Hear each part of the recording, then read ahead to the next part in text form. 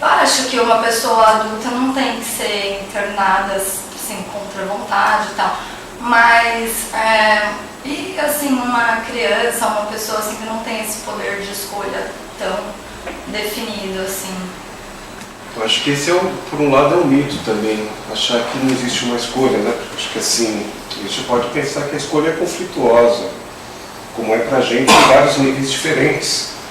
No caso, eu acho que esses meninos, o que eles não tiveram escolha, foram por ter nascido no meio que eles nasceram. Eles nasceram num meio muito desfavorável. E de algum jeito, acho que quando eles tomam a história de sair e ir para um lugar de uma visibilidade, é uma escolha. É um movimento torto e um movimento político também para poder ser visto.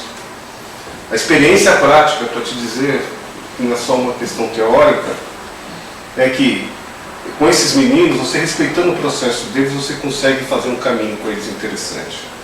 Quando você vai a coisa pela força, você vai medir força para esses meninos, porque toda vez que você pega um garoto desse e põe no lugar a força, ele vai viver chapado num hospital psiquiátrico, ou vai arrumar brechas para fugir, vai continuar sendo a mesma coisa e com mais um marco de um não diálogo, que é o que suscita às vezes as boas intenções nossas de querer tomar a frente pelo fato de ser uma criança ou um adolescente, né? Eu tive a experiência trabalhando nos dois pontos de ideologias diferentes. Trabalhei em clínica particular, que era internação contra a vontade, e trabalhei em outros modelos. O que eu via nas clínicas particulares era muito disso. Chegava o adolescente, vivia medicado. Quando tirava a medicação, porque essa primeira brecha ele fugia. Que é saudável, porque aquilo foi muito torto, porque assim, a internação é uma estratégia. E quando a gente entra nesse raciocínio, a gente usa a internação como desespero. E usando a internação como desespero, a gente cria N situações de extrema violência. Não que a medicar, às vezes, não seja importante e continente, mas desde que você tem um processo de vínculo, certo? Então, o que acontece, principalmente, nessa história, né, de pegar o molecada à força e pôr no hospital psiquiátrico, como já aconteceu, tem histórias, processos rolando, foi abusado dentro da internação, de menino que foi excessivamente medicado dentro da internação.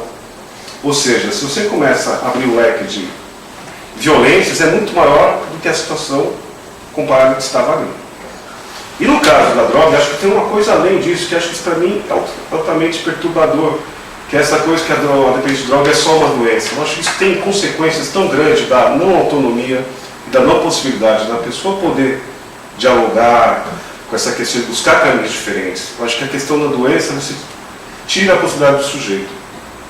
O que está no cerne da psicanálise, freudiana, lacaniana, etc., é essa ideia de uma certa divisão, né, de que, acho que ele toca um pouco nisso, né, dessa ambiguidade, de que nem sempre o que se quer é o que se deseja e nisso se produz um certo conflito. Então é uma autonomia meio estranha na medida em que a gente pode muitas vezes querer uma coisa, o toxicodependente fala isso, eu quero largar as drogas, eu quero parar, eu não vou usar isso nunca mais, eu estou fora. E de repente se vê, né, o que tecnicamente os psiquiatras chamam da recaída, né, recai. E se tem esse discurso, quase como se aquilo fosse mais forte do que o querer dele, do que a vontade dele. Então tem um para além. Então é uma autonomia meio complicada. O problema, né, é aí que entra o impossível de educar, o impossível de analisar, o impossível de governar. Se não houver algo de uma outra ordem para além do querer, né, do jogo, se você não der escuta para isso, não é possível governar, não é possível educar. No limite, né, você pode impor alguma coisa para a pessoa e aquela pessoa pode escolher então morrer. Isso acontece, não é incomum, acontece com muita frequência na Índia, por exemplo. As pessoas, dentro de uma certa circunstância, não vou me submeter a isso, né, você pode me pôr na cadeia, eu faço um regime, uma greve de fome e morro. E é isso, que é uma forma de se opor intensamente, né, e acho que alguns toxicodependentes também fazem essa escolha, né, a escolha de não vou me deixar ser tratado desta forma imposta, eu morro, é o que eu prefiro. Isso sem se dar conta de forma consciente, né? Por isso que eu estou falando dessa questão da autonomia. Ela gosta de ficar cutucando o nariz, para desespero da minha esposa, que está há 5 anos, eu diria, desde que minha filha tem coordenação para poder tentando fazer com que ela pare. Né? E aí a minha mulher se opõe a isso de forma, para com isso, eu castigo e não sei o que, e ela não para. E ela fala isso, mãe, eu não consigo. É algo que se impõe a ela. Eu diria assim, eu discordo, eu não sei como é que é a pessoa, eu discordo de que isso tenha algo da biologia dela, não é a minha posição. Então, não é medicamento, não é Ritalina, não é isso que vai... É uma forma de gozo dela, e eu entendo quando ela diz eu não consigo. E eu entendo que não dá para simplesmente virar para ela e falar para, senão você vai ser castigada, para. Posso fazer isso, mas isso vai ser ineficaz. Eu pegaria este modelo, quase como se ela fosse viciada em pôr o dedo no nariz, né? A gente pode pensar nisso, mas eu pegaria esse modelo e falaria, olha, isso dá para transplantar para as crianças em geral. Né? Você pode exigir a internação de uma criança, como o pai dela, etc., em uma circunstância, pode. Mas isso não vai ser eficaz se não houver ali a possibilidade dessa escuta da autonomia do sujeito, né? Dessa escuta de que ali é uma forma de gozo, de que ali tem algo em jogo que não é só da imposição que vai ser resolvida. Né? Mesmo para crianças de 5 anos, 3 anos, 4 anos, é interessante como esta dimensão já está lá posta, né? De algo que supera, inclusive, o próprio querer da pessoa e que não há, que se torna, de novo, impossível, se torna impossível exigir aquilo daquela pessoa. No limite é isso, você pode trancafiar, esconder, etc., mas é ineficaz, né, em termos de tratamento. Né? Eu acho que isso potencializa mais a transgressão, né? Perfeito. Porque, veja só, acho que quando a gente trata a questão da clínica de drogas, a questão principal nem é a abstinência, do meu ponto de vista, é de que jeito que eu vou manejar e compreender o caminho das transgressões do cara, né? E na maioria das internações que eu vi, muitas, forçadas a altas transgressões, altas perversões, né? Na relação entre eles e tal, né? Perfeito. É isso mesmo, você cria ali todo um campo da transgressão nesse tipo de circunstância, que é justamente o que minha filha faz, né? Ela leva uma bronca, ela tira o dedo do nariz, minha mulher sai, ela vai para o quarto, poder falar com a ponta do nariz, assim, claro, no limite dela. Né?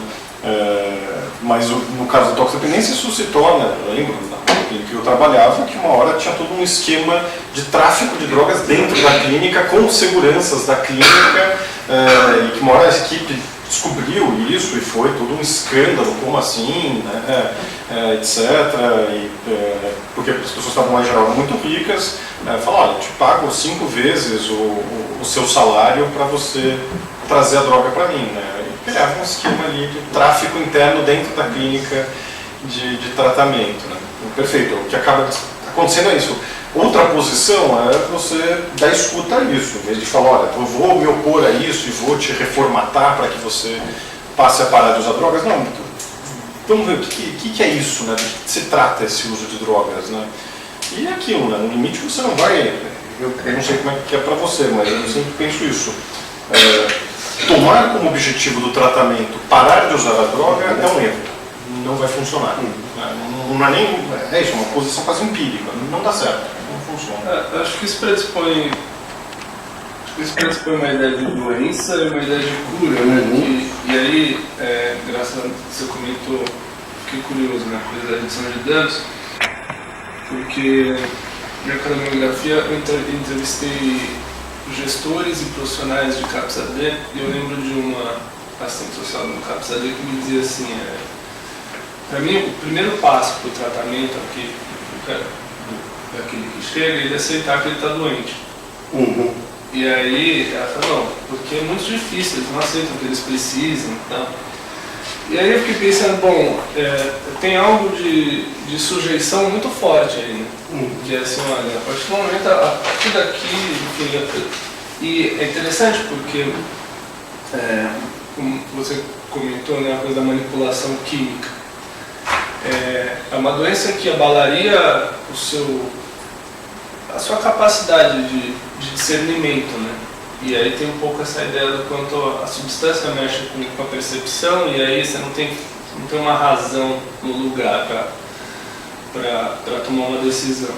E eu acho que realmente tem uma questão sobre quais condições se faz uma escolha, né?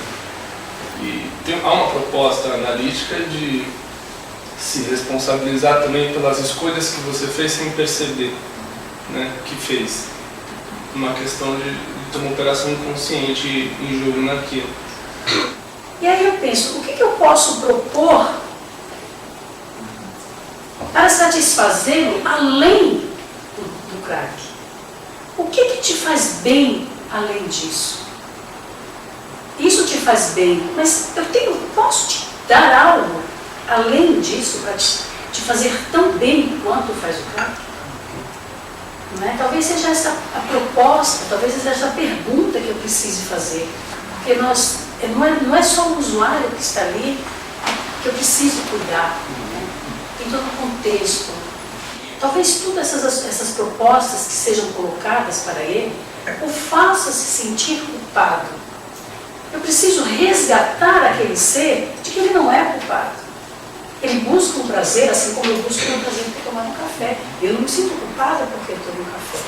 Talvez eu precise respeitar isso, dar valor a esse sentido, para que eu possa de alguma forma intervir ou resgatar, não é, aquela vontade de alguma outra forma.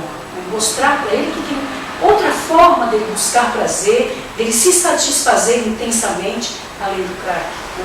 Mostrar o prejuízo consciente, mas fazer com que ele busque por si próprio essa consciência.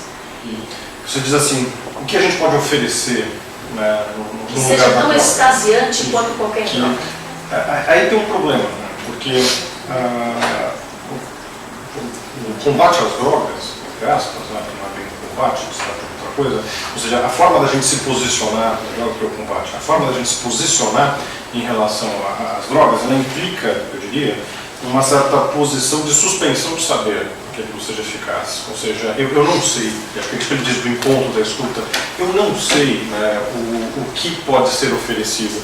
Porque este oferecido, eu diria que é de uma certa radicularidade singular.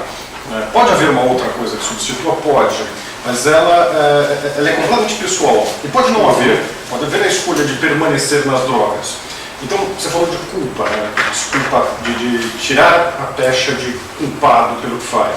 Eu concordo, né? O que está em jogo não é culpa. O que está em jogo é a responsabilidade. São coisas diferentes. Né? Eu entendo.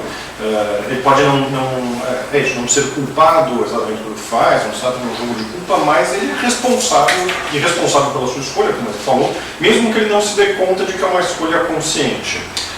Eu vou fazer algumas colocações no sentido de uma crítica à reforma psiquiátrica mesmo, mas na medida em que a gente se baseou no modelo italiano, a gente sabe, inclusive por contato com pessoas que vêm de lá e tal, e conversas que a gente tem, que o modelo italiano ele é profundamente radical, né, na região de Trieste com relação à desinstitucionalização e de tal modo que entende as práticas clínicas, né, como uma via de institucionalização.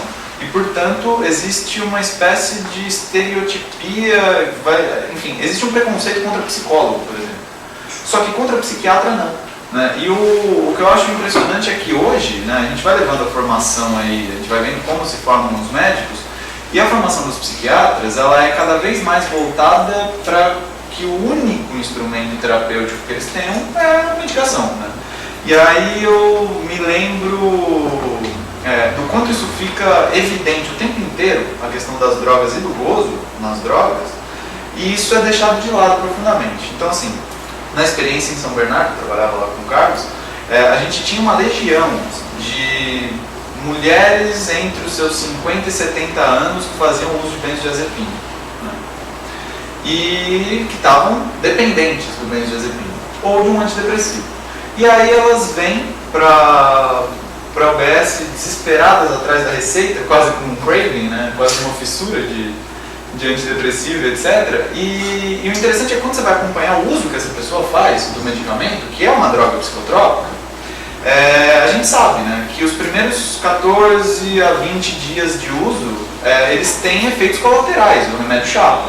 E aí, depois desse período, é que você vai tendo uma diminuição dos efeitos colaterais e vai tendo um efeito terapêutico do remédio. E a pessoa, sem se dar conta, muitas vezes fica interrompendo o ciclo do medicamento de maneira que ela fica o tempo todo usando uma medicação psiquiátrica para ter o efeito secundário. Então, assim, ela está usando uma droga lícita, mas com o mesmo objetivo que alguém sai para beber, com que alguém fuma maconha.